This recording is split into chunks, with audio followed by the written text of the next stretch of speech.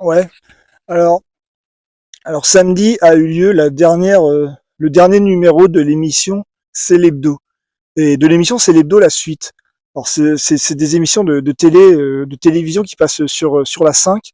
Alors c'est la meilleure émission du monde parce que ces émissions sont présentées par la meilleure journaliste du monde, qui est Aurélie Casse. Bon, et ça m'embête beaucoup que ces émissions s'arrêtent. Bon, alors apparemment, bon, j'ai vu des articles.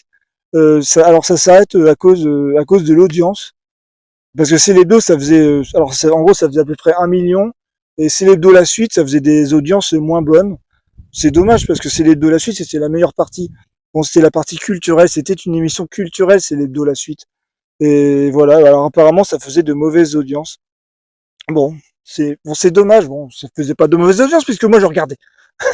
Et moi, ma télé, elle compte pour 1 million. Donc bon, alors c'est terrible parce que je sais pas ce que va faire Aurélie Cass. Elle a pas dit ce qu'elle allait faire. À la fin de l'émission, elle dit passer un bel été et à bientôt. Ouais, d'accord. Bah, j'espère qu'elle va être là au mois de septembre, hein, parce que voilà. Bon, après, ça ne me regarde pas, hein, elle fait ce qu'elle veut, hein. Je ne me mêle de rien. Ok, d'accord. Quoi qu'elle fasse, ça sera parfait. Bon, alors on verra. Alors apparemment, bon, il y a des rumeurs qui disent qu'elle va peut-être retourner sur une chaîne info, à LCI ou BFM, ou alors elle va aller à Télématin. Bon, peu importe. En tout cas, quoi qu'elle fasse, ça sera parfait. Ça sera parfait. Bon, alors c'est terrible parce que c'est terrible. Alors je ne sais pas qui engueuler. Alors dans ce pays, quand on ne sait pas qui engueuler, on écrit au président de la République. Alors je lui ai écrit une lettre que je vais lui envoyer. Parce que voilà, ça sert à ça un président de la République. Nous sommes en France. Quand on ne sait pas qui engueuler, on écrit au président de la République. Bon, alors je vais lui écrire, je vais lui dire, Monsieur le Président, j'ai appris avec la plus grande des consternations l'arrêt définitif de l'émission Célébdo, et Célébdo la suite, présentée par la meilleure journaliste du monde, que je n'ai bien évidemment pas besoin de nommer. Je vous tiens comme seul et unique responsable de cet événement funeste. Tout ceci n'est que la conséquence de votre politique désastreuse, tragique et cataclysmique. Monsieur le Président, vous croyez être le premier des Français, mais vous n'êtes qu'une conséquence. Signé Cyrano. Un monsieur veut du clair, du concis, du précis, et t'envoies comme ça. Hop, comme ça. Tu l'envoies comme ça. Oh, c'est pas grave, de toute façon, il a l'habitude de prendre des calottes. Donc, s'il n'y a pas de souci. Quand tu veux te défouler, t'écris au président de la République. Donc voilà.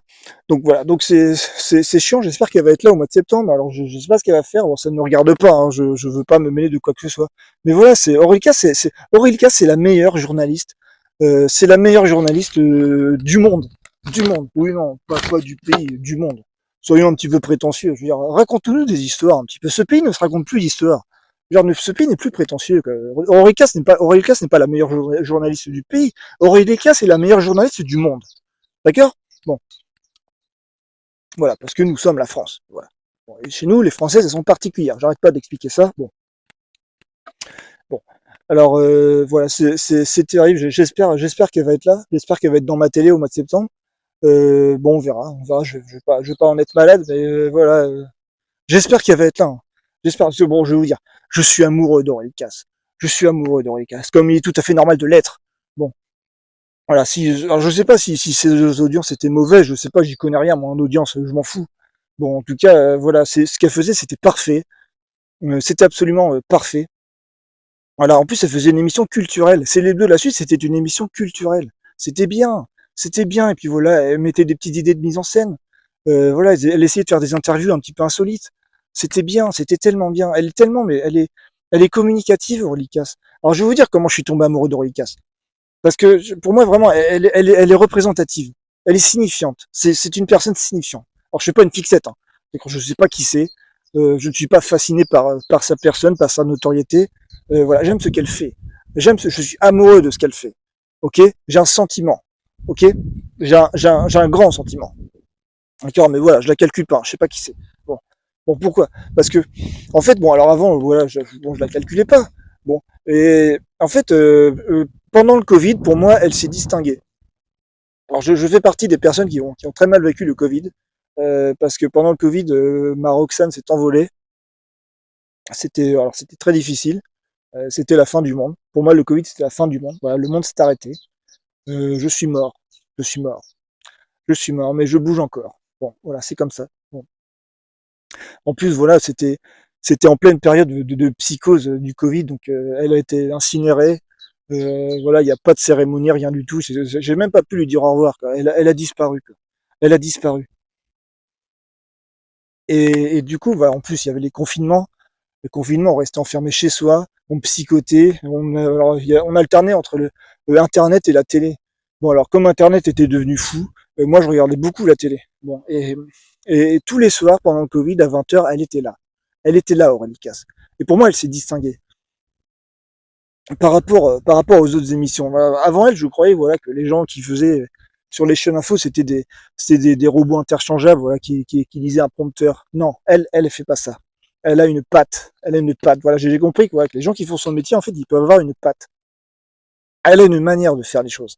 Elle a une belle manière de faire les choses. C'est beau ce qu'elle fait. Bon, qu'est-ce qu'elle fait en fait? Si vous voulez, elle est lente en fait. Elle est lente. Elle est lente dans sa manière voilà de parler, dans sa manière d'animer euh, un débat, une conversation, une émission. Elle est lente. Elle prend le temps. Elle prend le temps. Elle contextualise beaucoup. Elle pose beaucoup de questions qui commencent par pourquoi. Vous voyez, elle cherche vraiment un ressenti chez les gens. En plus, pendant le Covid, vraiment, tout le monde était vénère pendant le Covid. Voilà, les médecins, les politiques, je sais pas, les commerçants, voilà, tout le monde était vénère pendant le Covid. Mais elle, ses émissions, c'était moins vénère que les autres. C'était calme, c'était calme. Il y avait quelque chose de rassurant dans ce qu'elle faisait. C'était vraiment, alors elle cherchait pas à être rassurante. Voilà, c'est une journaliste, c'est une vraie, hein, d'accord. C'est quand il y a une question chiante à poser, elle la pose. Y a pas de souci. Mais voilà, elle est sage en fait. Elle est pas obéissante, mais tu vois, elle a une sagesse. Elle a une sagesse qui fait que avec elle, les gens, voilà, ça redescend d'un cran, ça parle, ça se dit vraiment les choses, d'accord. Ça dit les choses vraiment avec franchise. Mais voilà, calmement. Voilà, elle fait pas de clash, de buzz, toutes ces conneries. Et en fait, j'espère que ça la dessert pas, quoi, parce que elle fait pas ça. Vous savez, les médias aujourd'hui, voilà, toute une question d'accélération, de clash, de buzz, voilà. Les médias, c'est devenu super vénère. Elle fait pas ça. Elle respecte les gens qui regardent. Elle respecte les gens qui regardent. Il y a du respect dans ce qu'elle fait. Et c'était vraiment, mais salutaire ce qu'elle faisait. Pendant le Covid, je regardais très souvent ses émissions, presque à chaque fois, parce que voilà, c'était rassurant, parce que voilà, tous les soirs à 20h, on regardait à quelle sauce on allait se manger. Hein. C'était à 20h que voilà, les gens devenaient fous, tapaient sur des casseroles à leurs fenêtres. Et elle, voilà, je trouvais que ce qu'elle faisait, c'était rassurant. C'était rassurant. Alors, j'étais pas encore amoureux d'elle. Mais j'ai pris l'habitude de la regarder. J'ai pris l'habitude de la regarder après. Voilà, alors pas à chaque fois, mais régulièrement, je regardais ce qu'elle faisait. C'est bien ce qu'elle fait. C'est bien ce qu'elle fait. Et en plus, avec elle, voilà, ça parle qu'à et en plus, ça essaie de parler un petit peu plus haut que soi. Vraiment, les gens parlent, elle, je sais pas, elle dégage un truc, elle a une aura, elle calme les gens. Elle calme les gens. Vous voyez? Elle est lente. Et ça, mais vraiment, elle m'a fait comprendre que vraiment, ce qu'elle fait, c'est salutaire. Hein. C'est salutaire parce que dans un monde vraiment hyper informationnel, où ça va vachement vite, vraiment, elle met un coup d'arrêt. Elle dit, on se calme, on va se causer vraiment. Vous voyez? Et, et, et du coup, bah, alors après, quand elle est partie de BFM, alors déjà, j'avais pas vu qu'elle était partie de BFM. Je n'avais pas vu qu'elle était partie de BFM, parce que j'avais pas vu sa dernière émission, parce que je regardais pas toutes ses émissions. Et je ne suivais pas son actualité, parce qu'elle est journaliste de chaîne info, donc elle a pas vraiment un profil d'une personne dont on suit l'actualité. Ouais, en principe, moi, je suis l'actualité, je sais pas, d'une actrice comme Juliette Binoche, par exemple. J'avais pas vu qu'elle était partie de BFM. Au bout d'un moment, voilà, je la voyais plus sur BFM, je sais pas, je me disais, elle a dû changer d'horaire, je sais pas, je sais pas, elle présentait l'émission du week-end, j'en sais rien. Et j'avais pas capté qu'elle était partie de BFM. Et au bout d'un moment, voilà, j'ai commencé à me dire, mais elle est où? Elle est où? C'est comme que elle me manquait un petit peu. Donc je suis allé voir sur les infos sur Google Actualité. J'ai vu, ah d'accord, elle avait rejoint l'émission C'est à vous. Du coup, bah ça m'a fait changer de chaîne. C'est une émission que j'avais perdu l'habitude de regarder.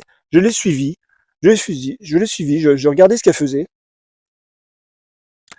Alors je regardais C'est à vous, c'était bien, C'est à vous, elle était comme d'habitude, elle était calme, elle était sereine, elle était sage. Pas sage au sens obéissant, vraiment, mais elle a une sagesse, hein. Elle a une vraie sagesse journalistique, hein. Vous voyez, c'est-à-dire que vraiment, elle laisse parler les gens. Pour moi, elle laisse parler les gens. Quand elle coupe, c'est vraiment que en face, ça déroule, ça raconte de la merde. Mais sinon, voilà, elle ne court après rien. Elle est noble en fait. Elle a une noblesse d'esprit. Je trouve que vraiment, elle se distingue. Elle se distingue. Bon, et ensuite, alors, C'est à vous, au bout d'un moment, elle a disparu de C'est à vous, alors c'est pareil, j'ai pas réagi, parce que C'est à vous, comme c'est une émission avec des chroniqueurs, je me suis dit, ouais, ça va tourner, je sais pas où, alors elle est partie en vacances, j'en sais rien, et puis au bout d'un mois, quand même, je réagis, je me dis, mais elle est où, en fait, elle fait quoi? Et en fait, j'ai vu qu'elle était partie de C'est à vous, elle passe son temps, mais elle se barrait de ma télé, en fait. C'est chiant. Alors, je ne lui reproche pas, je ne lui reproche rien, évidemment, elle est parfaite. Tout ce qu'elle fait, c'est parfait, je ne lui reproche rien. Mais voilà, j'aime bien qu'elle soit là, j'aime bien qu'elle soit dans ma télé. Et du coup, voilà, elle s'est retrouvée. Alors, elle a présenté une émission qui s'appelle C'est l'hebdo, une émission qui est hebdomadaire. Alors, c'était ennuyeux parce qu'en plus, c'était une émission que je pouvais pas regarder souvent parce que c'est une émission qui passe le week-end. Et le week-end, souvent, moi, je ne peux pas regarder la télé. Donc, c'était assez embêtant. Et, et au bout d'un moment, voilà, au bout d'un moment, je la voyais de moins en moins et elle me manquait, en fait. Elle me manquait. Ouais, c'est débile, hein. Mais voilà. Ça me manquait de la voir. Genre, bon, c'est tellement bien ce qu'elle fait. C'est tellement bien ce qu'elle fait. Alors, je me suis mis à écrire sur elle. J'aime bien écrire. J'aime bien écrire des histoires. Et puis voilà, je me suis mis à écrire un petit peu sur elle. Et là, j'ai découvert des choses incroyables. Elle est incroyable, en fait, Aurélie Casse.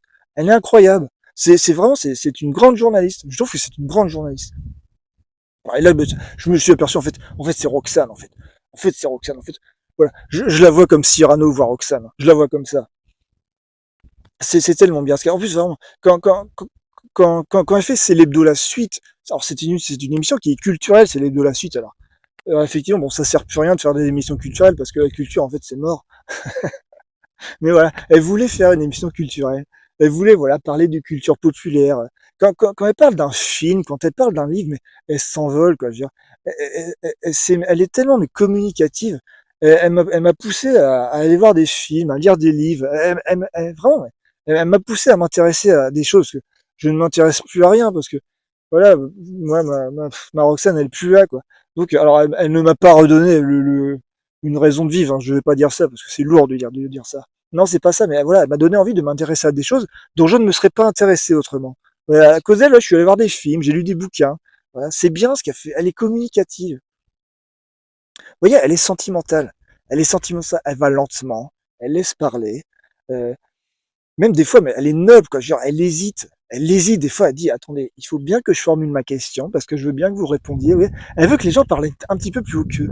En fait, je me dis, voilà, alors je ne sais pas comment elle est, je ne la connais pas, je l'interprète. Ah, je ne sais pas qui c'est, et puis voilà, ça ne me regarde pas. Mais pour moi, elle essaie de faire les choses bellement. Elle essaie de faire elle essaie que ce soit beau. Elle veut que ce soit beau, en fait. Et c'est ce qu'elle faisait dans ses lebdos et ses lebdos la suite. Elle essayait vraiment de faire des trucs un petit peu. Elle avait des petites idées de mise en scène comme ça. Elle voulait qu'il y ait des trucs beaux, en fait. Vous voyez? Elle essayait de mettre ses invités dans des situations insolites pour qu'ils parlent un petit peu plus haut qu'eux. Vous voyez? Donc voilà, elle essaie que ce soit beau. Elle incarne vraiment la beauté. Elle incarne ça. D'une façon mais ontologique. Elle veut que ce soit beau.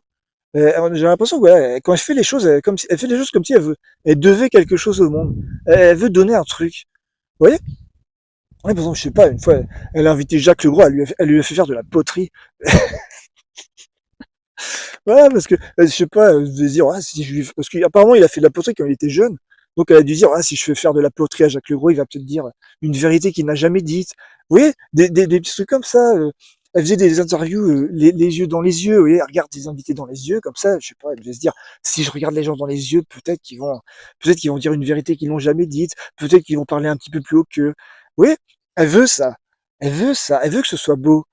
Elle veut que ce soit beau, donc voilà, elle est lente, elle prend le temps, elle pose beaucoup de questions sur le ressenti. Qu'est-ce qu'on ressent quand on fait ci? Qu'est-ce qu'on ressent quand on écrit ça? Vous voyez? C'est beau ce qu'elle fait. C'est vraiment, ouais. C'est pour ça, vraiment, c'est dommage que cette émission s'arrête. Enfin, bon, alors, ça ne me regarde pas. Bon, je sais pas, peut-être qu'elle voulait arrêter, hein, j'en sais rien. Je ne me mêle de rien. Bon, peu importe. En tout cas, voilà, j'espère qu'on va la revoir. Hein. J'espère qu'on va la revoir faire de belles choses parce que c'est beau. En plus, je veux dire, elle est belle, quoi. Elle est très belle. Elle est tellement belle. Genre, je ne la réduis pas à son physique. Hein. Alors, mais genre, ce qu'elle fait, vraiment, elle est prométhéenne. Hein. Ce qu'elle fait, ça la rend tellement belle. Elle est tellement belle, Aurélie Casse. Mais en plus, voilà, ça se voit en plus quand elle faisait les interviews, les yeux dans les yeux, ouais, la caméra la filmait de très près et on voit qu'elle est très belle. Hein. C'est vraiment, elle est sublimissime. Et, et ce qui la rend belle vraiment, alors déjà bon, elle a un physique parfait, je dis pas le contraire, mais ce qui la rend belle, c'est ce qu'elle fait, c'est ce qu'elle fait. Elle cherche à faire. Oui, elle va à l'encontre en fait de la marche normale du monde parce que voilà, aujourd'hui, mais la télé c'est que du buzz à la con, c'est que des gens qui se critiquent, qui se rendent dedans. Elle non, elle fait pas ça. Elle fait pas ça. Elle est noble, elle prend son temps, elle prend son temps, ok. Elle traite les gens avec respect, hein. Elle traite les gens avec respect. Elle cherche pas à faire des buzz à la con. Alors évidemment, des fois, elle faisait des émissions un petit peu événementielles avec des invités qui font l'actualité parce qu'elle cherche à être dans le coup, ok. Mais voilà, elle fait rien de racoleur. Elle est très respectueuse des gens qui regardent. Elle est pas là pour remuer à hocher. C'est tellement bien ce qu'elle fait. C'est pour moi, vraiment, c'est une grande journaliste. Hein. J'espère qu'on va la, je sais pas. Alors, ils disent qu'elle va peut-être faire Télématin, je sais pas, ou qu'elle va retourner sur une chaîne info. Alors bon, peu importe, ça ne me regarde pas. En tout cas, quoi qu'elle fasse, ça sera parfait. Donc, j'espère qu'elle va être là. Hein. Enfin, attends, si elle fait plus de télé, mais c'est catastrophique.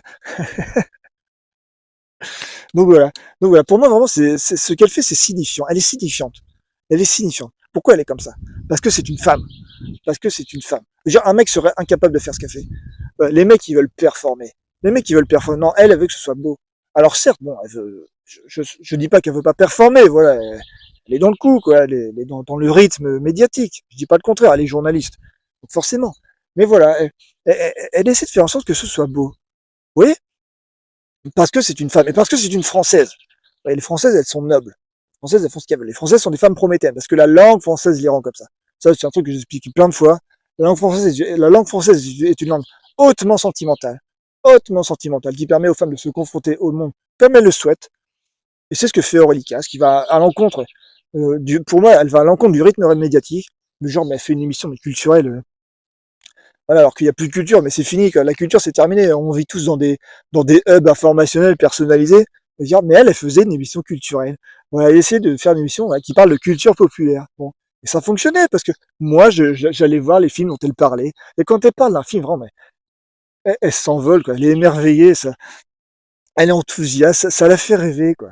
Genre, voilà, c'était beau de voir ça, c'était beau. C'est vraiment, c'est une très belle personne, Aurélie Casse. Donc j'espère qu'on la reverra.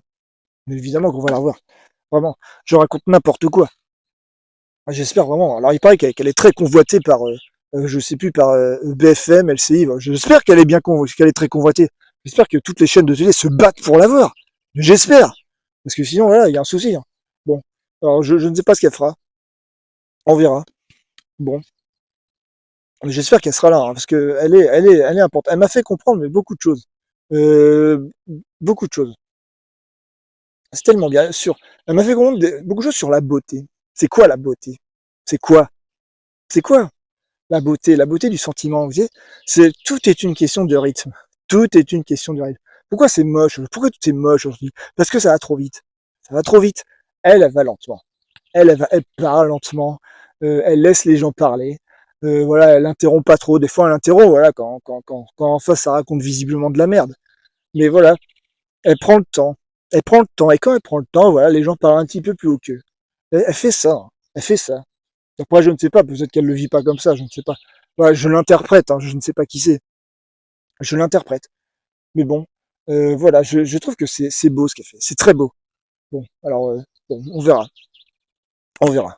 Bon, bon alors voilà. Je ne sais pas qui est engueulé, je ne sais pas, je sais pas quoi faire en fait, j'ai rien à faire, en fait, ça ne me regarde pas, ça ne me regarde absolument pas. Mais si elle est pas là en septembre, je vais être vénère, je vais être vénère. Alors, je sais pas ce que je vais faire, je vais rien faire. Si je vais faire, bon, on verra ce que je fais. Ah oui, j'ai déjà annoncé un truc. Hein. Ah oui, j'avais annoncé que si Jean-Luc Mélenchon était élu président de la République, je ferais un coup d'État. Ah, ça, je l'ai déjà dit. Hein. Bon, alors je vous expliquerai ça plus tard. Je vais faire ça parce que je m'emmerde. On se fait chier. Alors, si jamais il est président, lui, cette espèce de, vraiment, mais alors lui, c'est le pire du pire. Il me fait encore plus peur que l'extrême droite, c'est terrible.